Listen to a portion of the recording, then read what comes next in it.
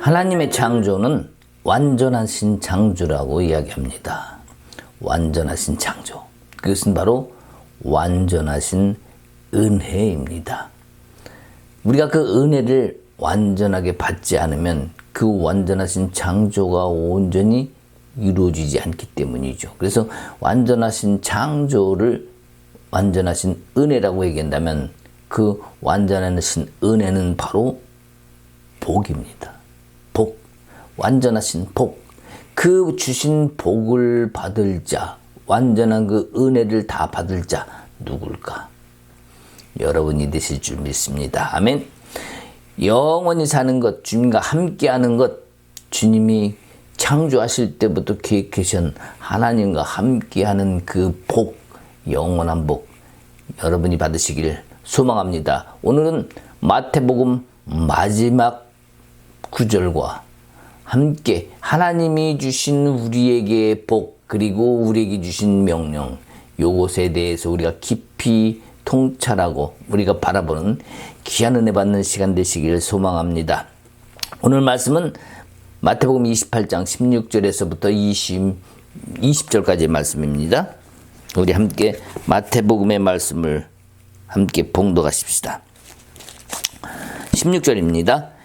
11제자가 갈릴리에 가서 예수께서 지시하신 산에 이르러 예수를 배웠고 경배하나 아직도 의심하는 사람들이 있더라. 예수께서 나와 말씀하여 이르시되 하늘과 땅의 모든 권세를 내게 주셨으니 그러므로 너희는 가서 모든 민족을 제자로 삼아 아버지와 아들과 성령의 이름으로 세례를 베풀고 내가 너희에게 분반 모든 것을 가르쳐 지키게 하라. 볼지어다 내가 세상 끝날까지 너희와 항상 함께 있으리라 하시니라. 아멘. 이 말씀 진정한 복음입니다. 이 말씀은 우리에게 너무나 귀한 말씀이에요. 자, 그래서 우리가 이 말씀 중요하지만 다른 해석으로 인해서 많은 강요가 되기도 했고 우리에게 많은 부담이 되기도 했던 그런 말씀일 수 있습니다. 여기서 하나님의 뜻이 제대로 이 시간 우리 안에 들어오기를 소망합니다. 여기 첫 번째 보면은 16절에 11제자가 나오죠. 11제자. 뭡니까? 가룟 유다가 빠졌죠. 한 사람이 모자라요. 자, 그러면 나머지 한 제자는 누굽니까? 물론 제자들이 마띠아라는 제자를 뽑았습니다. 그러나 예수님은 그분을 인정하는 것이 아니에요. 왜? 사람들이 회의해서 논의해서 제비 뽑아서 될 일이 아닙니다. 이것은 하나님의 영역이죠. 그 한 제자는 누굴까? 나, 여러분. 우리 모두가 그 나머지 한 제자가 되길 소망합니다. 우리가 누군가 여기서 뽑힌 것이 나라면 뭐 얼마나 행복하겠어요. 우리 예수님께서 오늘 말씀하신 내가 지시하신 산으로 가라. 그 산에 갈 수 있는 자가, 다시 말해서 주님 앞에 설 수 있는 자가 제자가 될 줄 믿습니다. 예수께서 지시하신 산에 이르러 이 말씀을 보면 우리가 다시 한번 생각해 보면 막달라 마리아가 예수님 무덤가에 서 있죠. 자, 18장 7절과 10절을 봅시다. 28장 5절에 보면 천사가 여자들에게 말하되, 천사가 얘기하는 거예요. 7절 또 빨리 가서 그의 지자들에게 이르되 그가 죽은 자 가운데서 살아나셨고 너희보다 먼저 갈릴리로 가시나니 거기서 너희가 배우리라 하라. 보라 내가 너희로 알렸느니라 하거늘. 그 다음에 10절에 뭐냐면 이제 천사의 말을 듣고 가는데 또 예수님이 나타나셨어요. 이에 예수께서 이르시되 무서워하지 말라. 가서 내 형제들에게 갈릴리로 가라 하라. 거기서 나를 보리라 하시니라. 이렇게 예수님께서 천사를 시켜도 말씀하시고 예수님이 직접 또한 여인들에게 말씀하시기도 합니다. 자, 여기서 우리가 불안에 떨고 초조하고 막 두려움에 떠는 이 여인들에게 예수님이 뭐하라고 말씀하십니까? 나타나셔서 평안하뇨. 평안하라. 이렇게 말씀하세요. 이 평안하라는 말씀의 헬라어는 카이레테입니다. 카이레테. 이 말씀이 또한 무슨 뜻이냐면 기뻐하라. 이 말 뜻이 있어요. 자, 그러면 무슨 의미가 있는 거냐면 이 인사말이 예수께서 자신이 죽을 때 제자들이 근심하게 될 것이나 그 근심이 도리어 기쁨이 되리라 라고 요한복음 16장 20절에 이렇게 말씀하셨기 때문에 예언을 생각나게 해주기도 하지만 또 그 예수 부활 소식을 들은 여인들이 두려움과 기쁨이 뒤섞여 있는 거예요. 그 상태에서 가고 있는 그 여인들에게 자, 이 예수님의 십자가 부활의 사건은 오늘날 우리 성도들에게 있어서도 똑같은 마음일 것 같아요. 기쁨과 또한 안쓰러움과 또 근심과 여러 가지 감정을 동시에 생각하게 하는 그런 부분이 아닐까 싶어요. 근데 예수님이 하시는 게 뭡니까? 평안하뇨? 기뻐하라. 그 말씀은 이제 두려워하지 말고 기뻐하라. 이 말씀의 의미가 담겨져 있는 거예요. 그래서 우리 여기 16절에 갈릴리를 말하는데 이 복음서를 쓴 마태에게서도 갈릴리라는 그 의미는 여러 가지가 있을 수 있습니다. 우선 갈릴리 그러면 이방의 상징이기도 하죠. 또 다른 말해서 예수님께서 말씀하신 소외된 자, 또한 가난한 자, 또 어떻게 보면 예수님이 그 불쌍하다고 여기는 그런 관심사에 소속된 그런 지역이기도 하지만 로마의 통치권, 로마 제국으로부터 억압과 착취를 당하고 또 유대교의 많은 거짓된 종교인들로 인하여서 많은 사람들이 기만당하고 또한 민중들의 도시로 그런 이상한 도시로 중요한 의미를 가지는 곳이 요 갈릴리입니다. 요 갈릴리에서 예수님은 그들을 만나기로 하고 만나십니다. 그리고 갈릴리에 만나서 다시 또 산으로 가십니다. 이 갈릴리라는 것은 굉장히 많은 의미를 담고 있다. 그러면 예수의 명하신 산에 이르러 자, 예수님이 여기 성경의 복음서에 일리 오라 한 적이 있습니까? 없어요. 성경에는 기록되어 있지 않아요. 어디에도 지시한 적이 없어요. 그러나 우리가 의미와 뜻을 통해서 우리가 어디라라고 말하고 또 생각할 수는 있는 부분이 여기입니다. 그래서 그 산이 다불산이라든지 다불산 아니면 그 다른 말로 팔복산이라고 얘기죠. 팔복산일 것이다. 이렇게 말은 하지만 확실하지는 않다고 신학자들은 이야기를 하기도 합니다. 그러나 우리가 예수의 지상명령, 갈릴리의 한 특정 지역이 관련된 것이 예수의 나타나심과 또 이방 선교에 또 여러 가지로 함께 연관되는 그런 말씀을 주셨다는 것을 또한 우리는 잊어서는 안 될 것 같습니다. 자, 18절에 보면 하늘과 땅의 모든 권세를 내게 주셨으니 이렇게 말씀하시는데 자, 먼저 18절에서 20절의 특기할 상황은 뭡니까? 모든 권세. 여기 보면 그러므로 너희는 가서 모든 민족을 제자로 삼아. 또 19절 있죠? 20절은 또 너에게 분부한 모든 것을 가르쳐 지키게 하라. 모든 것이라는 것에 핵심이 있어요.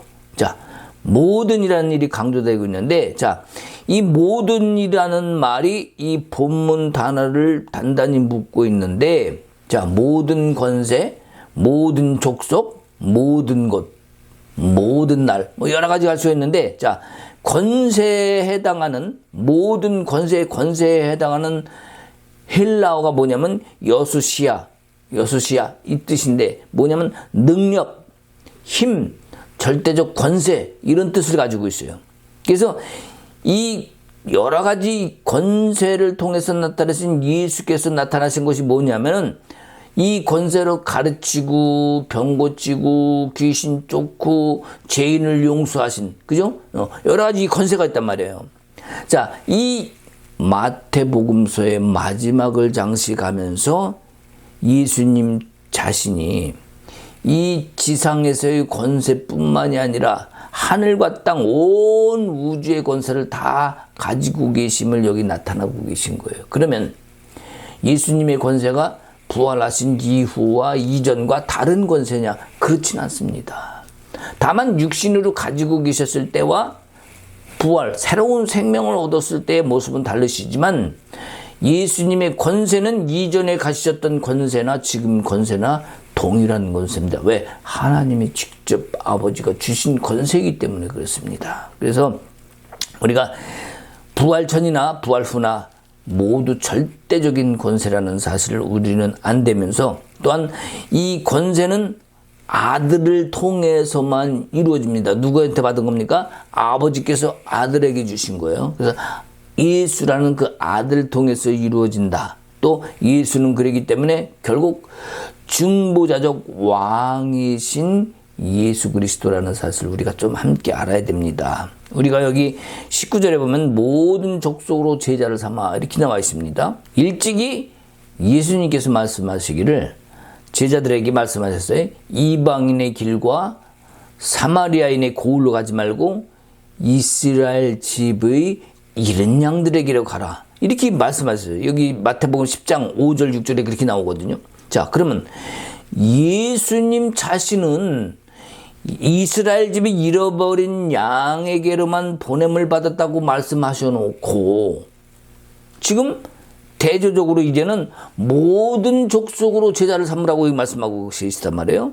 자, 이게 무슨 말씀이십니까? 이제는 더 이상 유대인과 이방인들이 차별이 존재하지 않는다. 그런 말씀을 지금 여기 같이 주고 계신 거예요. 아버지와 아들과 성령의 이름으로 세례를 주고 했는데, 자, 예수 그리스도를 통해서만 할 수 있게끔 했던 이 말씀. 자, 처음에는 예수 그리스도 이름으로만 세례를 줬습니다. 그러나 차츰차츰 아버지와 성령과 예수 그리스도와 함께 바뀌어가죠. 세례가 처음에는 예수 이름으로만 계속 줬습니다. 그래서 예수 그리스도의 이름이 점차 아버지, 아들, 성령의 이름으로 확대되었음을 우리가 알 수 있는데, 지금 예수께서 세례를 주라고 말씀하신 것은 이것이 처음이라는 사실이에요. 자, 그러면 자, 20절에 보면 내가 너에게 분부한 모든 것을 가르쳐 지키게 하라. 마태복음에서 예수님의 공생애는 가르치고 전파하시는 거였어요. 가르치고 전파하는 거. 자, 그리고 또 중요한 것이 있었죠. 뭡니까? 병 고치는 거였어요. 회복을 위한, 귀신을 쫓아내고 병을 고침으로 인해서 이 사역을 하셨는데, 그러면 예수께서 일찌감치 제자들을 파송하면서 무슨 일을 지시하셨냐면 병을 고치고 전파하라고 명하셨습니다. 자, 지금처럼 가르치는 것에 대한 직접적인 명령은 하시질 않으셨어요. 자, 그 이유는 뭡니까? 예수께서만이 살아있는 유일한 선생으로서 가르치시는 권세가 있었기 때문이에요. 그렇기 때문에 가르치라는 말은 하지 않으셨는데, 지금 이제는 가르치라는 말씀을 하시는 거예요. 왜? 이제 승천할 때가 되셨기 때문에 당신의 뜻을 받들어 천국 일꾼들, 천국에 속한 일꾼들, 하나님의 자녀들이니까, 제자들이니까 이제 천국 일꾼이 되지 않겠습니까? 그 사람들에게 계속해서 매진해야 되고 실행해야 될 것들을 예수님께서 지금 알려주시고 가르치실 책임과 권위를 지금 부여해주고 계신 것이라고 우리가 볼 수 있습니다. 자, 제자들은 이제 세상에 나가기 전에 이제 선생이 가르쳐 준 것, 누굽니까? 예수 그리스도께서 가르쳐 주신 것, 그 계명들과 교훈을 가르칠 수 있는 권리와 동시에 의무를 지금 부여받았다. 이렇게 생각하면 될 것 같습니다. 예수님께서 세상 끝날까지 너희와 항상 함께 있으리라. 자, 이렇게 얘기를 하셨어요. 자, 예수의 탄생이 선지자들의 예언을 성취하는 것입니다. 자, 근데 그 이름을 뭐라 그랬어요?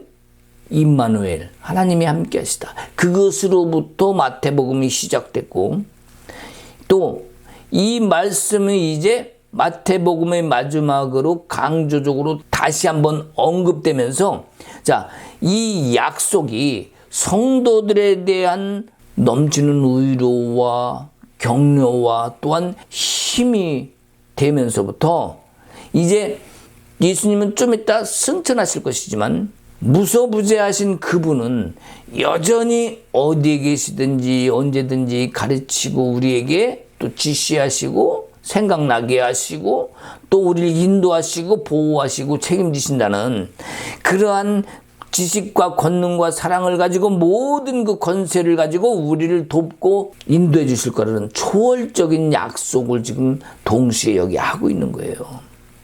언제까지? 세상 끝날 때까지. 그죠? 세상 끝날 때까지 지금 하고 있다는 거예요.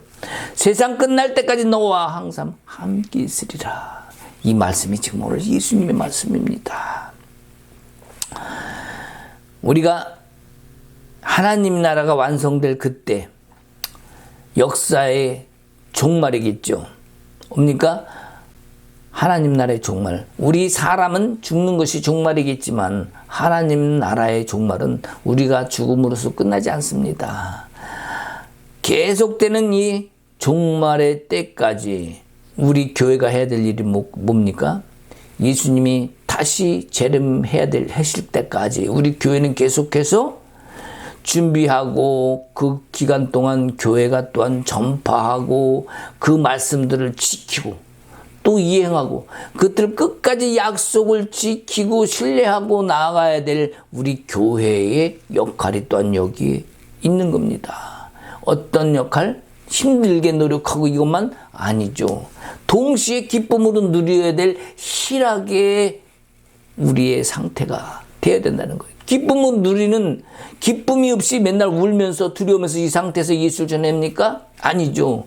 우리는 더 이상 두려움이 아니라 기쁨과 희락의 상태에서 예수의 복음을 전하고 마지막 때에 예수님이 재림해 오실 때까지 기다려야 되는 그 사명이 우리 동시에 있는 것이라는 사실을 알아야 됩니다. 자, 오늘 이제부터는 그러면 지금 이 시간부터는 다른 논점으로 한번 오늘 본문의 말씀을 바라보고자 합니다. 자, 우리가 동전의 양면성이라는 얘기를 하죠. 동전의 한쪽에는 500원짜리면 500원 적고 한쪽에는 사람이 그려져 있습니다. 한국 돈이 그렇게 돼 있죠. 여기 미국에는 쿼러가 있는데 25센트 한쪽엔 사람, 한쪽엔 또 다른 게 그려져 있단 말이에요. 자, 서로 하나 돼서 등을 대고 있지만 바라보는 시선이 다릅니다. 이쪽은 이쪽을 바라볼 수 없어요. 이쪽은 반대쪽을 바라볼 수 없습니다. 앞쪽을 바라봅니다. 이것이 동전의 양면성이죠. 같이 있지만 다른 쪽을 바라보고 있는 것. 다른 이면성을 또 가지고 또 있다고 했는데 예수님이 그 수많은 사람들 예루살렘에 있습니다. 그 사람들을 놔두고 사마리아 땅으로 들어가실 수밖에 없었던 사건. 뭡니까? 그 안에서 야곱의 샘 앞에서 뭐라 그랬습니까? 사마리아 여인에게 내가 그러라. 그 한 번도 예루살렘에서 하실 수 없었던 그 말씀을 그 수가성의 여인 앞에서 내가 그러라. 내가 메시아라고 이야기를 합니다. 자, 왜 그랬습니까? 그 여인의 심령을 알았던 거예요. 아무도 알아주지 않고 인정해주지 않는 그러한 여인을 예수님은 인정해줬어요. 또 막달라 마리아는 어때요? 7 귀신 들렸던 그 여인. 어떻게 보면은 다른 사람들 다 무시할 줄도 모릅니다. 그랬지 몰라요. 그러나 예수님은 그 여인을 긍휼히 여겨주셨습니다. 그 여인은 예수님이 하신 말씀을 끝까지 붙들고 무덤가에 제일 먼저 와서 있을 뿐만 아니라 마지막까지 제자들이 다 와서 다녀갈 때까지 예수님 앞에 서 있습니다. 자, 예수님 앞에 서 있는 자, 그 자가 누구다? 그 자가 바로 내가 그러라라는 말을 받을 수 있는 사람. 예수 앞에 서 있는 자가 바로 복을 받을 자인 거예요. 하나님의 은혜를 받을 자인 거예요. 바로 그 사람이 뭡니까? 바로 다 이룬 자인 거예요. 내면에는 다 이루고 오직 하나님만을 바라보는 그 다 이룬 그 여인의 마음들을 예수님은 아신 거예요. 세상 사람들은 몰라도 예수님이 이미 아셨기 때문에 그들에게 가장 먼저 내가 그러라 말씀하셨고 부활하신 후에 가장 먼저 만나주신 여인이 된 줄 압니다. 자, 그러면 우리가 지금까지 그 어떤 대단한 사역을 했고 엄청난 일을 했어요. 그리스도 앞에 내가 서는 것, 이것이 없다면 다 이룬 것이 없는 거예요. 아무리 대단한 엄청난 일 세상 사람들이 바라보면 어우 저 사람은 정말 대단해. 어떻게 저렇게 할 수가 있어. 정말 하나님의 사람이 아니면 할 수 없는 일이야 라고 인정을 해준다 할지라도 그 영혼이 진정한 하나님 앞에 설 수 없다. 내가 너를 모르노라 하는 그러한 상황이라면 다 그것들이 소용없어지는 거예요. 어떤 대단한 일? 그게 무슨 소용이 있어요. 어떤 허다한 일보다 내가 주님 앞에 머물러 있다면 다른 그 누가 대단한 사역이나 선교한 사람보다도 내가 더 나은 사람이라고 여길 수 있습니다. 그렇지 않습니까? 여러분이 그런 사람 되기를 소망합니다. 만약에 주님 앞에 떳떳이 서 있지 못하다 그러면요, 이미 그 사람은 예수님의 이름은 빙자하고 있지만 주님 앞에서 멀리 떠나 있는 사람이에요. 예수 그리스도와 사이가 거리 얼마인지 이거에 따라서 정말 그리스도를 위하여 내가 한 일이 무엇인지가 결정나는 거예요. 그리스도와 가까이 있다면 내가 한 일이 어떤 일이라 할지라도 그 일은 주님이 기뻐하시는 일이고, 예수의 이름을 아무리 팔아도 예수와 가까이 있지 않으면 그 일은요, 그 사람이 좋아서 한 일이에요. 바로 주님과 멀리 있는 것이고 주님의 일을 한 것이 아니라 내가 좋아하는 일을 한 것이다. 그것이 우리의 걸어간 삶이고 또 주님과 내가 이룬 가치가 되어야 됩니다. 나의 가치가 주님과 가까이 되지 않는 거라면 무슨 의미가 있겠습니까? 우리는 그동안 주님을 위하여 큰 일을 했다면 또 큰 공로를 얻을 것이다. 큰 상급을 하늘나라에서 받을 것이다. 이렇게 주장을 했어요. 주님이 원하시는 건 큰 일이 아닙니다. 물론 그것도 중요합니다. 그러나 더 중요한 건 뭡니까? 주님과 동행하는 것, 함께하는 것. 그 가운데서 주님과 가까이 있음으로 인해서 주님의 마음과 본성과 그 뜻과 성경이 말씀하시는 그 가치관과 세계관을 따라서 주님과 함께 연합되어서 나가는 그 일이라면 하나님이 멀리 하실 이유가 없겠죠. 하나님이 난 모르겠노라 하실 수가 없겠죠. 그러한 모습으로 우리가 주님 앞에 서야 된다. 바로 큰 일보다 중요한 것이 주와 함께 동행하는 것임을 우리는 명심해야 됩니다. 우리는 경쟁하듯 신앙을 해왔어요. 주님, 내가 이 일을 하겠습니다. 주를 위하여 이 명령을 지키겠습니다. 지상 명령입니다. 경쟁하듯이 뭔가를 하려 했단 말이에요. 주님은 경쟁을 원하시지 않아요. 우리 예수님은 우리 완성의 모델입니다. 그죠? 우리가 나아가는 길의 모델이신데 나를 향한 하나님의 뜻의 완성은 뭐겠습니까? 내가 주님 앞에 똑바로 서 있는 거예요. 두려워해서 오지마 이게 아니라 주님 앞에 떳떳이 주님의 눈동자를 바라보며 주님의 얼굴을 바라보며 떳떳이 서 있는 이 모습, 이것이 바로 뭡니까? 주님 앞에 떳떳이 예수 앞에 서 있는 것, 이것이 하나님의 뜻의 완성이에요. 그때 바로 내가 너와 함께 영원히 함께 하리라, 이 말씀의 뜻의 본질이 이루어지는 겁니다. 그래서 예수님을 승천하시기 전에 지금 오늘 예수님은 제자들을 갈릴리로 부르셨죠. 그리고 또 그들을 만나서 다시 또 산에 가서 만나시고 나중에 승천하시죠. 자, 승천하신 것이 하늘과 땅의 격차를 두고 거리를 두고 이제 그런 것이 아니라 그들을 부르셨던 곳에서 지금 예수님이 같이 서 계시다는 사실을 알아야 돼요. 자, 예수님이 지시한 산이 있다고 말했는데, 자, 어느 산인지 성경에서 명확하게 나오진 않았지만 예수님이 지시한 곳이 있고 또 예수님이 제자들 앞에 서셨다는 것이라면, 자, 예수님은 그곳에서 제자들에게 명령하시사 새로운 길을 제시하신 것이죠. 그 길을 제시하고 그 일을 행하는 자들 향해서 예수님은 너희들은 12문이 될 것이다, 이렇게 말씀하세요. 자, 12문이 뭡니까? 12문은 12지파를 얘기하는 게 아닙니다. 11 제자를 얘기하는 거예요. 그럼 나머지 한 제자 뭐라 그랬어요 아까? 내가 그 제자가 될 수 있다는 거예요. 여러분이 그 제자가 될 수 있다는 거죠. 어떻게 보면 예수님의 깊은 뜻이 그 안에 포함되어 있는지도 모릅니다. 자, 예수님이 승천하신 곳이 어디입니까? 감람산이죠. 벳박에 있는 감람산에서 승천하셨어요. 자, 그렇다면 우리가 여기서 나오는 지시하신 산에 대해서 우리가 한번 알아볼 필요가 있어요. 그것을 알아야 우리의 주님의 깊은 뜻 또한 알 수 있다고 생각합니다. 자, 시편 133편을 우리가 한번 봅시다. 시편 133편에 어떤 말씀이 나와 있는지 우리가 한번 볼 필요가 있을 것 같아요. 시편 133편. 보라, 형제가 연합하여 동거하며 어찌 그리 선하고 아름다운고. 머리에 있는 보배로운 기름이 수염 곧 아론의 수염에 흘러서 그의 옷깃까지 내림 같고, 헐몬의 이슬이 시온의 산들의 내림 같도다. 거기서 여호와의 복을 명령하셨나니 곧 영생이로다. 시편에 벌써 이렇게 말씀하고 계셔요. 자, 헐몬의 이슬이 어디로 흘러간다 그랬어요? 시온산입니까? 시온산들입니까? 시온산들이에요.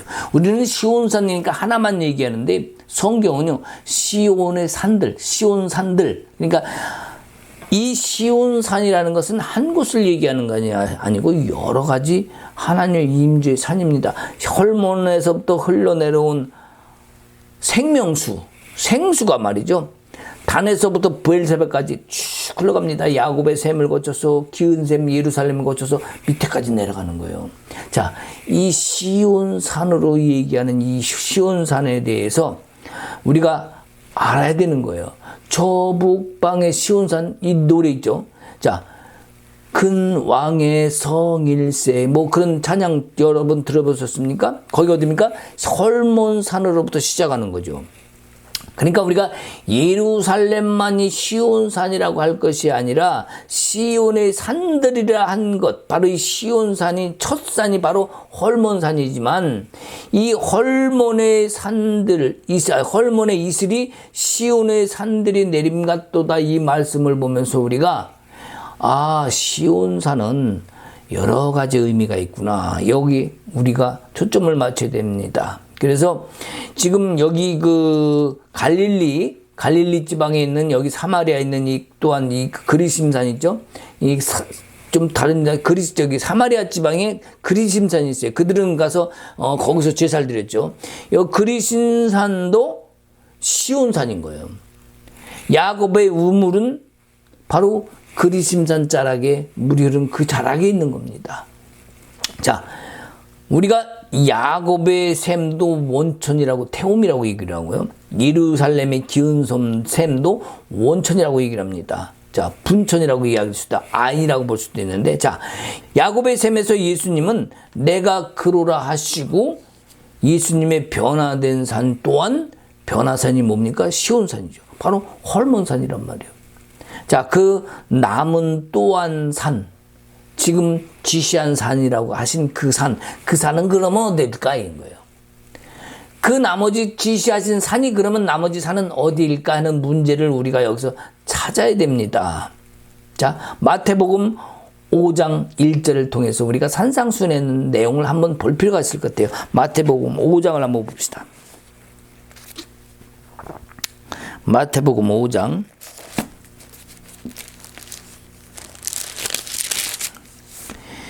예수께서 무리를 보시고 산에 올라가 앉으시니 1절 보면 제자들이 나온지라 입을 열어 가르쳐 이르시되 신령이 가난한 자는 복이 있나니. 지금 뭡니까?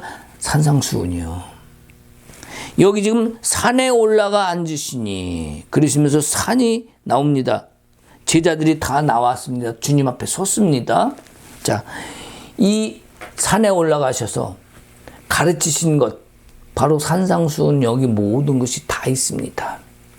이것은 완전하신 설교예요. 여기에 알파 오메가가 다 있습니다. 다른 말씀들은 그때 상황마다 다르게 또 말씀하셨고 그런 부분들이 많은데 이 말씀만은 완전하신 설교예요. 그래서 제자들을 불러 모으고 사람들을 다 앉힌 후에 산에서 모든 완전한 복음을 다 주신 장소라고 이야기할 수 있어요. 자, 그러면서 이 다른 산을 뭐라고 얘기하냐면 다른 말로 이 팔복산인데, 이 팔복이 나오잖아요. 팔복. 이 10절까지 보면 8가지 복이 나옵니다. 어떤 복입니까? 한번 볼까요? 심령이 가난한 복, 가난한 자는 복이 있다. 애통하는 자는 복이 있다. 요원한 자는 복이 있다. 의에 주르고 목마른 자는 복이 있다. 긍휼히 여기는 자는 복이 있다. 마음이 청결한 자는 복이 있다. 화평케 하는 자는 복이 있다. 의를 위하여 박해를 받는 자는 복이 있다. 자, 이 복을 쭉 이야기하죠. 자, 그러면 이 복을 다 하고 하시는 말씀이 뭡니까? 이 말씀을 지키는 자들이 받을 거 뭡니까? 자, 이 7장이 산상수훈 7장 끝나는 부분에 보면 말이죠. 21절에 보면 내 아버지 뜻대로 행하는 자가 천국에 갈 수 있다 그래요. 나더러 주여 주여 하는 자마다 천국에 들어갈 것이 아니요 다만 하늘에 계신 내 아버지 뜻대로 행하는 자라야 들어가리라. 이렇게 말씀하고 계세요. 근데 주여 주여 하는 자가 뭡니까? 바로 예수의 이름을 파는 자들이죠. 그 자는 뭐라고 바로 뒤에 뭐라 그랬어요? 불법을 행하는 자들이라고 그렇게 나와 있어요. 23절에 내 것을 떠나가라. 그러시면서 이 말을 듣고 행하는 자는 그 집을 반석 위에 지은 무슨 자냐? 지혜로운 사람이라고 말씀하십니다. 자, 이 말을 듣고 행하고 지키는 자를 뭐라고 그래요? 반석 위에 집을 지은 자. 자, 그 사람은 어떻습니까? 예수님이 하나님이 지켜주십니까? 안 지켜주십니까? 지켜요.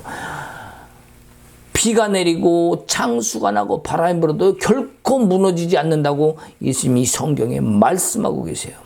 자, 바로 산상수훈의 마무리가 이렇게 되고 있어요. 그렇다면 우리는 지금까지 가르쳐 지키게 하라. 이것은 뭡니까? 전도하고 선교하고 그건 물론 절대 중요하다고 이야기합니다. 그러나 먼저 돼야 될 것이 안 된 상태에서 그것을 지시만 하다 보면 어떻게 된다? 이것이 율법이 되는 거예요. 율법. 협박하듯 지키라고 강조하는 거, 더 많은 것을 지키라고 경쟁시키는 거, 이게 뭡니까? 결국은 율법처럼 되는 거예요. 율법은 지키지 않으면 은혜가 안 돼요. 지켜야 돼. 왜? 안 지키면 판단받고 정죄받고. 그죠? 신앙도 지키라고만 가르치면 율법처럼 되는 겁니다. 자, 바로 뭐예요? 조건이 붙는 것이 뭡니까? 율법이요. 신앙은 조건이 붙지 않아요. 오직 예수요. 그냥 오직 예수. 자, 우리도 그런 일에 이렇게 하지 않으면 징계받습니다. 이렇게 하면 하나님이 노하실 겁니다. 이런 얘기 많이 하는 사람 봤어요. 그런 식의 말씀을 선포하는 것은 이게 바로 불법을 행하는 자입니다. 이것이. 그런 식의 율법, 마치 신앙을 율법 지키듯이 하는 것은 안 됩니다. 자, 8복 중에 1번이 뭐예요? 첫 번째가 심령이 가난한 자는 복이 있나니 천국이 저들의 것이며, 이 말씀이 첫 번째란 말이에요. 자, 마태복음 4장에 예수님이 첫 번째로 말씀하십니다. 회개하라, 천국이 가까웠노라. 바로 예수님이 이 말씀을 전하시죠. 자, 산상수훈의 첫 번째 복음이 뭡니까? 심령이 가난한 자는 복이 있다. 그들이 천국이 그들의 것이라는 거예요. 회개하라, 천국이 가까웠노라 말씀하시면서 첫 번째가 그거라니까요. 그러니까 우리가 뭘 지켜서 행해서 해는 얻는 하늘의 상급을 바라보기 이전에 내가 먼저 어떻게 바로 주님 앞에 서야 될 것인가 말해야 되는가. 그러니까 하나님과의 나와의 관계가 첫째가 돼야 되는 거예요. 하나님과 나와의 관계가 흐트러지면 이것은 세상이 그 어떤 것을 죽여줘야 하면서 행한다 할지라도 뭐라고 말씀하셨다고요? 불법을 행하는 자야. 내가 너를 모를까 하노라. 이겁니다. 그래서 우리가 이 천국 복음이 선포되면서 더 이상 구약의 율법이 아니라 새로운 천국 복음이 선포되었다, 이렇게 봐야 됩니다. 구약이 하셨던 말씀들이 이루어지는 것은 신약을 통해서 이루어지는 거예요. 그러니까 바로 이 신약의 새로운 천국 복음이 바로 예수를 통해서 이루어지고 있다는 사실을 우리가 알아야 됩니다. 자, 예수님께서 한번 대속함으로 말미암아 이 복음을 이루셨기 때문에 이 제자들에게도 다시 이 산으로 부르시고 계신 거예요. 지금 이 마지막 그 마태복음을 마치면서 그 장면을 지금 여기에 나타내고 있는 거예요. 내가 너에게 분부한 모든 것을 가르쳐 지키게 하라 하신 산상수훈의 장소에서 하신 이 말씀, 그 산으로 오라. 그건 누가 알까요? 뭘까요? 제자들이라면 다 알죠. 제자들이가 바보가 아닌 다음에야 이 말씀 16절에 예수께서 지시하신 산이 어딘지 제자들이 모를 수가 있을까요? 없죠. 다 아는 거죠. 그래서 이 팔복산, 바로 산상수훈을 하셨던 이 산을 가리켰다. 자, 산상수훈이 뭡니까? 이 하신 예수님의 말씀이 바리새인과 서기관들이 하셨던 말들과는 전혀 다른, 정말 하나님의 가르치심이 전혀 새로운 그런 말씀이었기 때문에 이 제자들은 결코 잊을 수 없는 거예요. 그 말씀들을 가슴 깊이 새기고 있었습니다. 그 산에서 주셨던 그 말씀, 영원한 생명의 복음, 천국의 복음, 이것이 진짜 말씀이시라는 거예요. 근데 지금 이 제자들은요, 십자가 사건으로 인해서 그들은 두려워하고 있어요. 왜? 예수님이 진짜 나를 다시 불러주실까? 나는 자격이 없는 것 같은데. 십자가 사건 때 제자들이 어떤 상황이었는지 여러분 이미 다 아시죠? 다 도망가 버린 거. 이 베드로는 3번이나 부인했어요. 저주까지 하면서. 그런 상황 속에서 제자들의 고민이 있는 거예요. 정말 주님이 나를 다시 불러주실까? 예수님이 진짜 부활하셨다는데 이제 또 내가 눈으로 봤는데 나를 원망하시면 어떡하나. 나를 너희는 가라 이놈들아 쫓아버리시면 어쩌나. 그런 두려운 마음도 분명히 있었을 거예요.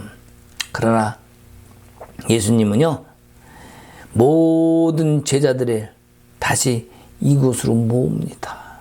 내가 지시한 산으로 오라는 거예요. 다시 생각나고 또 생각나고 또 들었던 그 기적의 복음 같은 그 천국 복음, 그것이 선포되었던 그 산. 심령이 가난한 자는 복이 있나니 천국이 저들의 것입니다.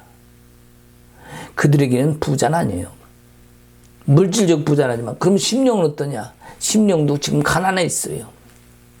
심령이 부자는 뭘로 될 수 있을까요? 바로 예수로 채울 수 있는 복. 그죠? 주님이 주신 십자가의 은혜, 그 은혜를 받는 게 뭐라고요? 완전하신 은혜가 뭐라고요? 완전하신 복. 처음에 시작할 때 얘기했습니다. 그러면서 주님이 뭐라고 말씀하시냐? 기뻐하고 즐거워하라. 하늘의 상급이 크다. 그 뒤에 하신 말씀이에요. 기뻐하고 즐거워하라. 하늘의 상급이 크다고 말씀하셨어요. 산상수훈에서. 그래서 오늘 마태복음에서 마태는요, 팔복산에서 그리스도를 만난 것을 기록하고 있는데, 또한 여기서 팔복산에서 다시 마무리를 하고 있는 거예요. 가장 핵심적인 마태복음 5장의 산상수훈의 말씀을 돌이켜보면서 지금 마태복음의 마지막 장에서 예수님의 팔복산을 통해서 마지막 명령이 무엇인지를 정확히 찝어내고 가르치고 있다는 거예요. 그러면서 하신 말씀이 뭡니까? 지금 이제는 과거에 했던 율법적 복음이 아니라 이제 율법적 복음은 없다는 거죠. 복음은 이미 율법을 다 이룬 것이 되는 거예요. 예수님이 다 이루셨다 하신 것처럼 십자가를 통해서 이제 복음은 그 율법까지도 다 이루신 것이 됩니다. 그래서 구약을 지금 신약 누굽니까? 예수 그리스도, 임마누엘이신 예수 그리스도께서 다 이루신 것이 됩니다.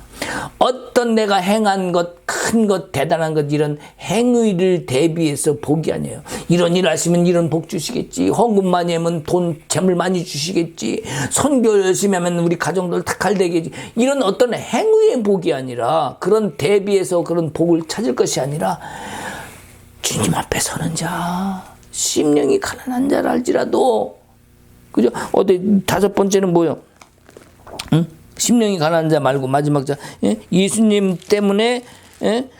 그 박해를 의를 위하여 박해를 받는 자도 복이 있다 그랬잖아요. 그죠? 비록 내가 힘들고 어려운 일이 있다 할지라도, 그래서 제자도라는 거예요. 제자도는 뭡니까? 제자는 어떤 게 제자냐? 어렵고 힘든 일이 내게 닥친다 할지라도, 내가 고통과 고난이 있다 할지라도 주님을 끝까지 붙들고 따르는 자가 진정한 제자입니다.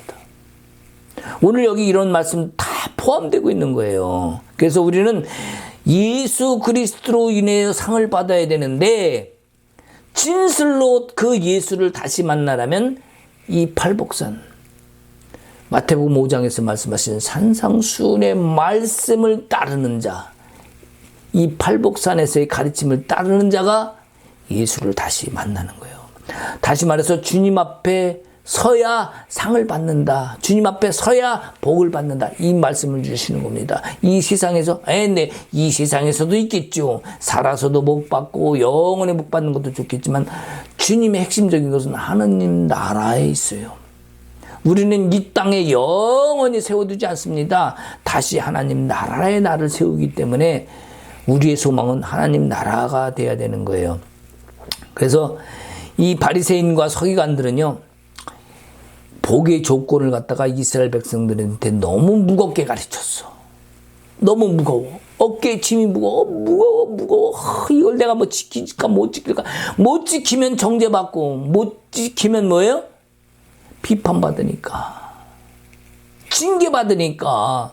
근데 예수님이 하신 말씀은요, 징계와 심판이 아니라 그냥 오늘 주신 말씀 복을 보면 알죠. 심령이 가난한 자들이 복이래. 응? 뭐요? 마음이 너무 편해. 이제는 짐이 다 없어졌어. 이것이 진정한 주님이 주시는 복인 줄 믿습니다. 이 팔복의 은혜가 부활하신 예수로 지금은 우리가 영으로 만나고 있지만, 다시 오실 예수를 만나면 어떻게 될까요? 진정한 팔복이 다 이루어지는 거예요. 주님이 말씀하신 언약의 말씀이 다 이루어지는 거예요. 그 복을 받으시는 여러분 되시길 소망합니다. 그래서 여기 나오는 팔복산도 그러면 무슨 산일까? 산상수훈에 나왔던 이 산 이름이 뭘까요? 우리가 팔복산이라고 얘기했는데 무슨 산일까? 여러분 무슨 산입니까? 이 산은? 아까 쭉 얘기했는데 1번 사온산, 2번 수온산, 3번 서온산, 4번 시온산. 뭡니까? 이 산도 뭐예요? 시온산인 거예요. 시온산. 시온산들, 헐몬산에서 흘러나온 시온산들, 바로 하나님의 생명의 물줄기가 흐르는, 생수가 흐르는, 생명수가 있는 곳은 다 뭐다? 시온산이다. 그래서 우리가 예루살렘 지역이나 장소, 그런 관점으로 보지 말고 시온산의 관점으로 본다면 이 예루살렘에 붙잡혀 있지 않아요. 어떤 사람들은 예루살렘에 붙잡혀 있어요. 그랬고 거기서 뭡니까 그 절기에 따라서 뭘 하고, 뭐 예루살렘에서 뭘 하고, 성전을 찾아야 되고, 이런 쪽으로만 자꾸 가요. 그러니까 성경을 다른 쪽으로 해석을 하다 보면은 주님의 뜻과 전혀 다른 곳으로 갈 수 있어요. 물론 예루살렘도 분명 중요한 거 맞아요. 거기에 있는 백성들도 중요합니다. 맞아요. 세상 열방의 그 어떤 곳도 중요한 장소, 중요하지 않은 장소, 중요하지 않은 사람이 어디 있습니까? 다 중요해요. 그러나 우리가 핵심으로 봐야 되는 것은 시온산들, 바로 하나님의 생명수가 흐르는 곳, 우리 심령, 우리의 영혼 속에 살아있는 생명, 예수라는 것이 살아있는 곳, 내가 지금 예수가 이 안에 살아가 있다면 내 안이 지금 뭐야? 시온산이에요. 여러분의 교회가 시온산이 되는 거예요. 여러분의 가정이 시온산이 되는 거예요. 그곳에 하나님의 생명수가 흘러남으로 말미암아 생명수가 솟아나고 그곳에 생명나무가 자라고 있다면 그곳에 있는 여러분은, 서 있는 여러분은 주님 앞에 서 있는 겁니다. 아멘. 또 마지막 지상 명령을 받는데 바로 산상수훈의 완전한 복의 말씀이 이루어지는 거예요. 자, 이 복음을 우리 마음속에 두고 오직 조건, 다른 조건 보지 맙시다. 어떤 조건? 이 복을 받는 조건이 뭡니까? 오직 예수 그리스도예요. 조건은 오직 예수 그리스도. 바로 예수 앞에 서는 자. 그 사람이 바로 십자가로 이루신 예수 조건만이 팔복을 이루시는 조건이라는 사실을 명심해야 되겠습니다. 하나님이 창조하신 것, 완전하신 창조, 완전하신 은혜, 이것을 다 입은 자. 바로 뭡니까? 임마누엘, 하나님이 함께 하시다. 그 하나님이 함께 하신 그 자리에 내가 서 있다면 나는 거룩한 신부가 된 줄 믿습니다. 오늘 예수님 오늘 이 말씀을 통해서 우리가 다시 한번 바라봐야 됩니다. 너희가 내가 너에게 분부한 모든 것을 가르쳐 지키게 하라. 볼지어다 내가 세상 끝날까지 너희와 항상 함께 있으리라. 자, 뭡니까?